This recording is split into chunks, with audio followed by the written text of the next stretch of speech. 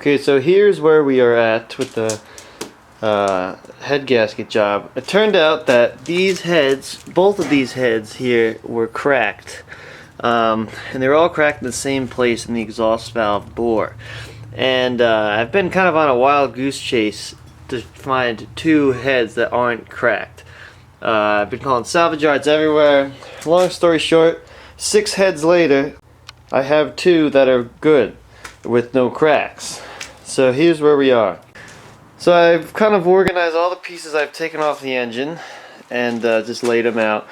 I cleaned the intake off. Intake had a bunch of shit in it, and you know, like leaves and sticks in there and little crevices. Clean the surface, replace these 2 O-rings right here, and clean these guys, and replace these little seals under each bolt, and put a new valve cover gasket on it. Clean the supercharger mating surfaces so the gasket will sit okay, and replace all the O-rings on all 6 fuel injectors. So that's what I've done so far. Now what I'm going to do next is scrape off the residue from the old head gaskets on this block, so we'll be ready to put the new ones on. So I'm just going to use this razor blade tool and just scrape all the excess off.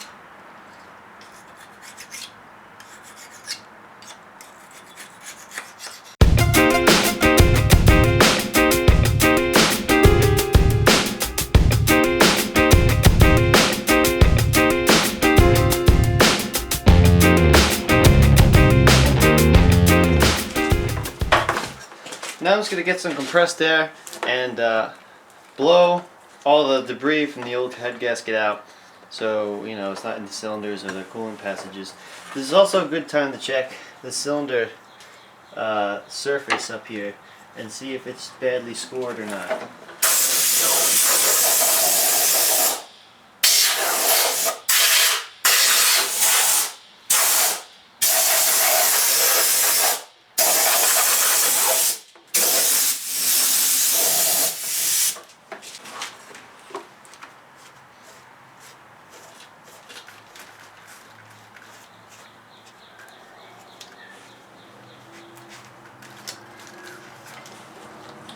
Okay, now I'm just going to do the same thing to the other side, and then we'll be ready to put the heads back on.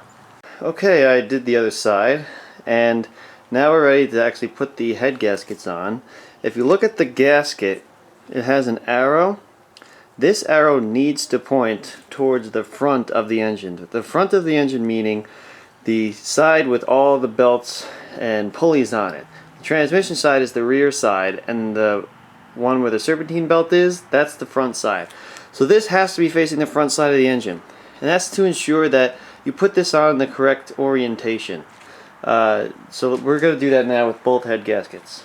So the arrow's facing this way, so we're going to put it towards the front of the engine. That means this one has to go on the rear side.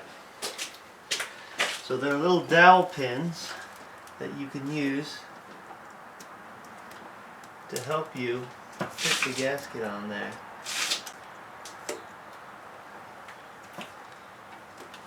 There we go.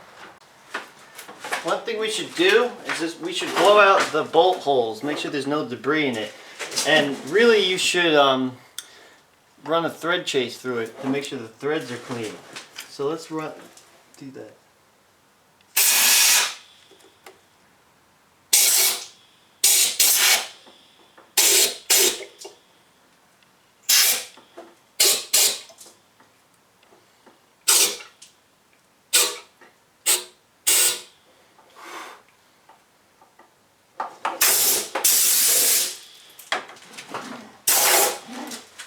Okay, let's put this thing on.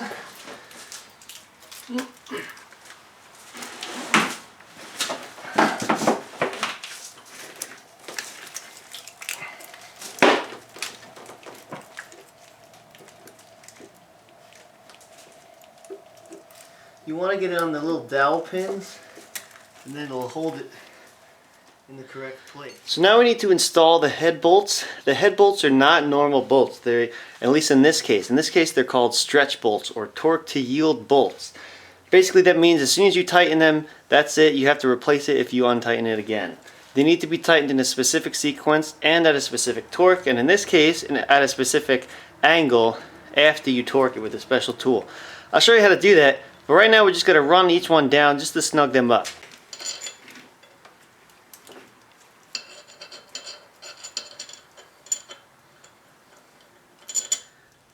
Okay, all the head bolts are slotted by hand. So now we refer to this, which is from the factory service manual. This tells you the sequence to tighten the bolts in. So this is when you're looking at the head from the front. So we're gonna have to sort of switch our perspective a little bit. And you have to tighten it in the right sequence. So I'm just gonna snug it in the right sequence now until they're ready to be torqued. And then I'm gonna torque it in the sequence again. Turning this upside down facing that way, because that's the way the head is facing. Okay, so got my torque wrench.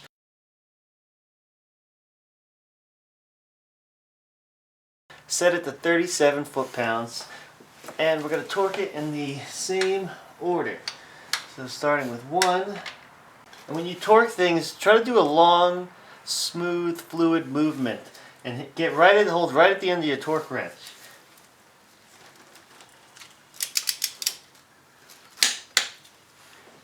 That's 1. It might be hard, but you really should try to not use a lot of extensions. When you use a lot of extensions, you tend to lose torque through the extension.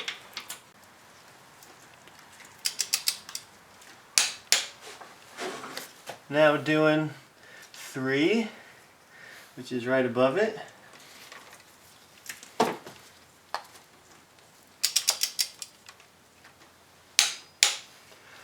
4.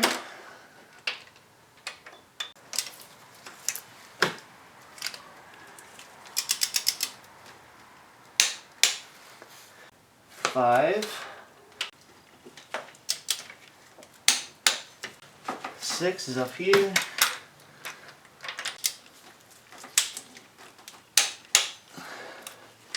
7.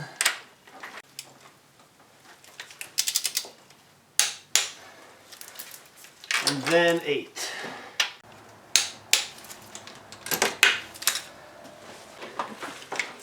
Okay, so now the final phase of tightening these cylinder head bolts comes into play.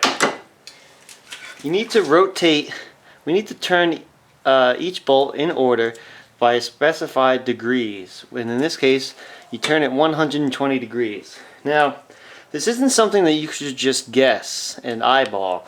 You actually need to get a special tool like this. This is a pretty cheap one. They can get really expensive.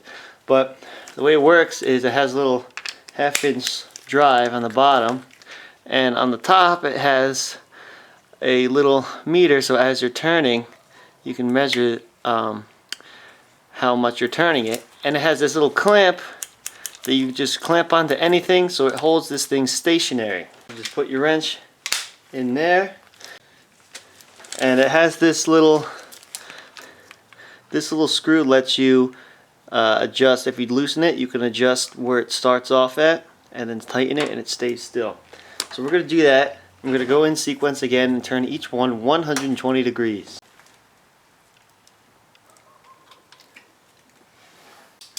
So we're going to go all the way to 120. We're going to try to do it in one shot.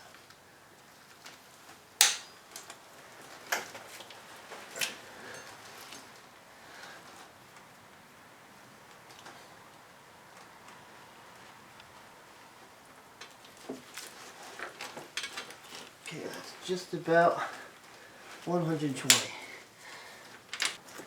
Now we're going to go around every single bolt and do the same thing. Put a little piece of wood here to help me climb on the edge.